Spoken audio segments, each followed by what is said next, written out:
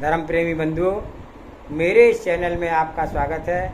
मैं लगातार जैन धर्म के पंच परमेष्ठी के बारे में बता रहा हूँ, नमोकार मंत्र की महिमा बता रहा हूँ, साधु परमेष्ठी की महिमा का वर्णन चल रहा है और इसके तीसरे भाग में आज मैं साधु परमेष्ठी के और गुणों को बताऊंगा। आप इसे लाइक करें, सब्सक्राइब करें, शेयर करें और जन जन तक इसको पहुंचावें। तो अगला है प्रतिक्रमण। निंदा और ग्राह्यपूर्वक मनवचन काय के द्वारा द्रव्य, क्षेत्र और भाव से विषयों में किए गए अपराधों का शोधन करना प्रतिक्रमण कहलाता है। प्रतिक्रमण के भी 6 भेद होते हैं।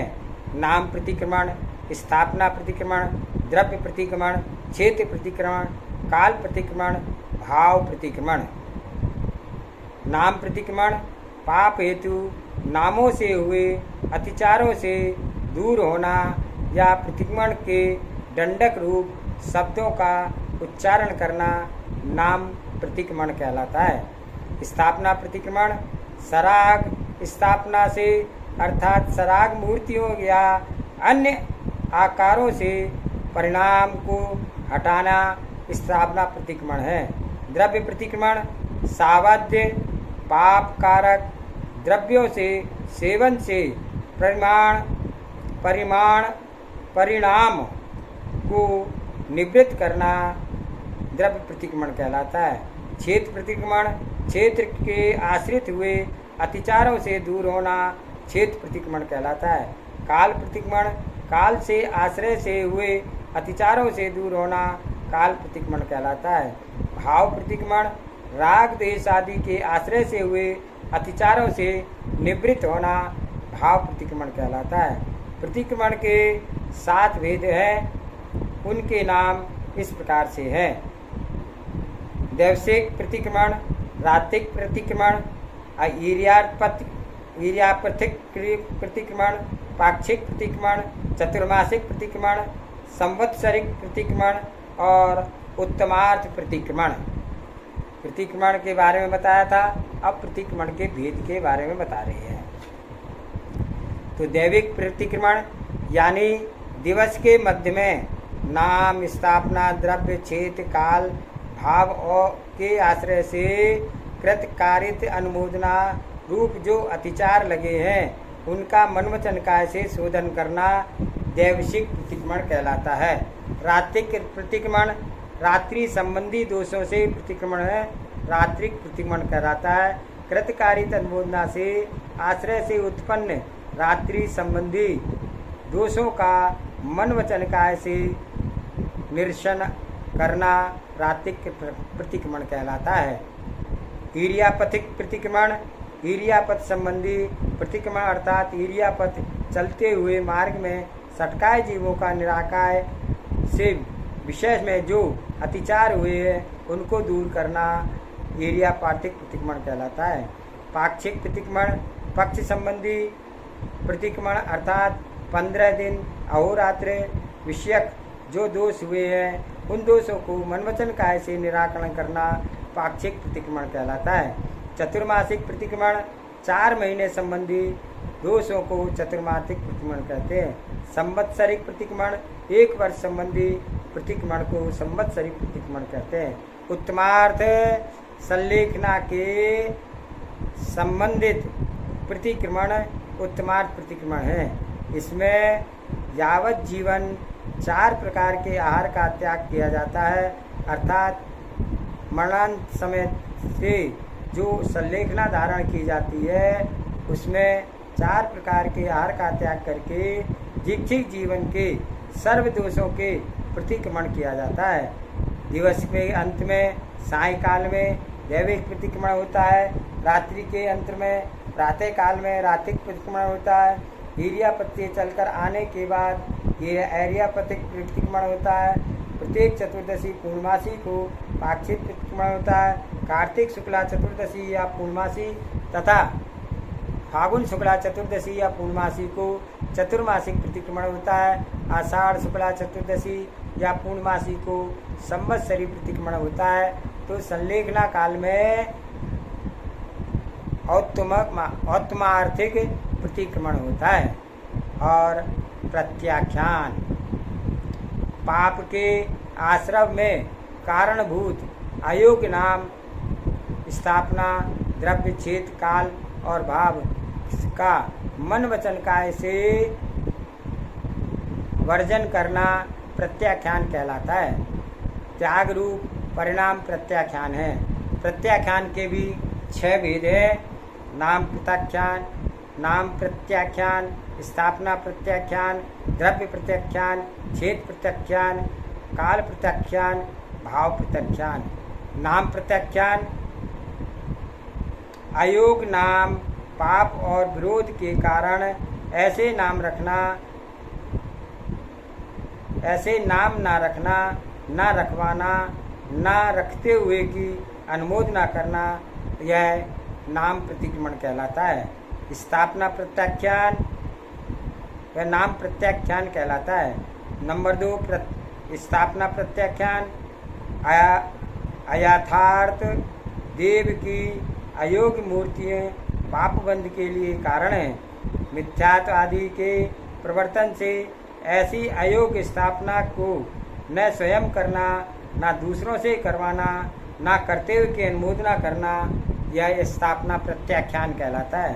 द्रव्य प्रत्याख्यान पापबंध के कारण भूत सावध अर्थात सद्दोषों द्रव्य तथा तप के निमित्त के त्याग किए गए निर्दोष द्रव्यों को न ग्रहण करना, न कराना, न अनुमोदना करना, ये सब द्रव्य प्रत्याख्यान है।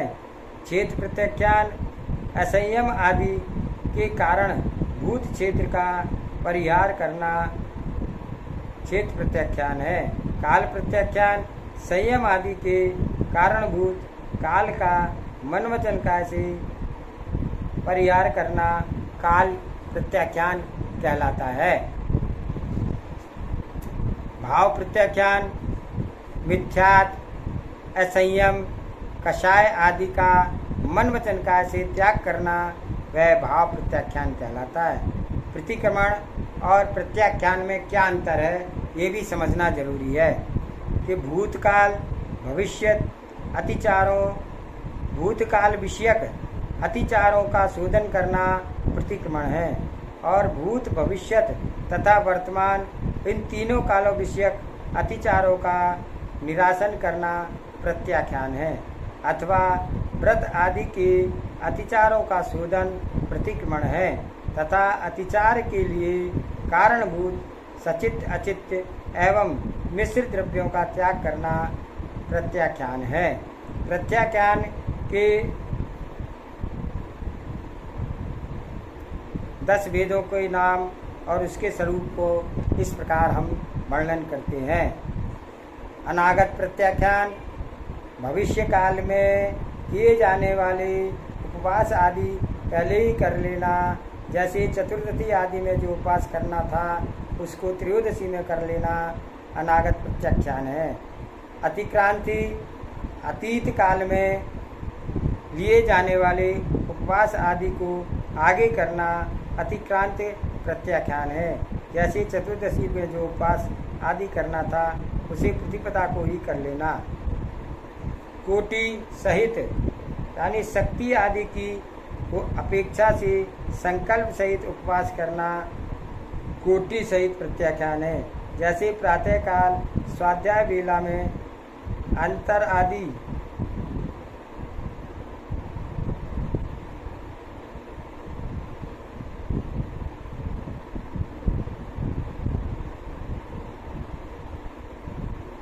इस प्रकार से कोटि सहित प्रत्याख्यान के बारे में बता रहे हैं कि शक्ति आदि की अपेक्षा से संकल्प सहित उपवास करना कोटि सहित प्रत्याख्यान है।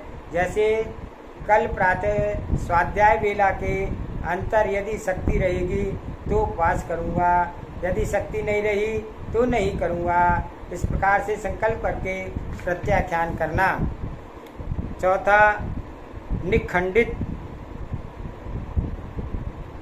यानी पाक्षिक आदि में आवश्यक किए जाने वाले उपवास का करना निखंडित प्रत्याख्यान है। साकार प्रत्याख्यान भेद सहित उपवास करना साकार प्रत्याख्यान है।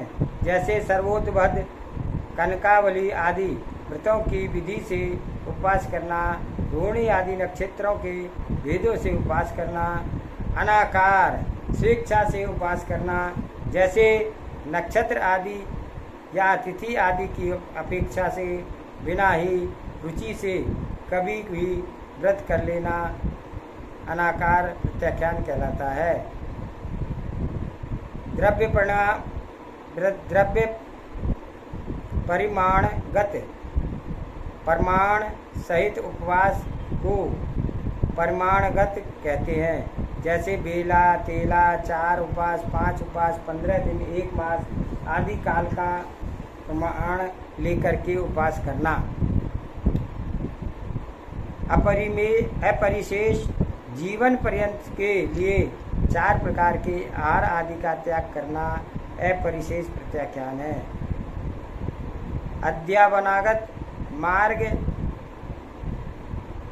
विषयक प्रत्याख्यान अध्यावनागत है।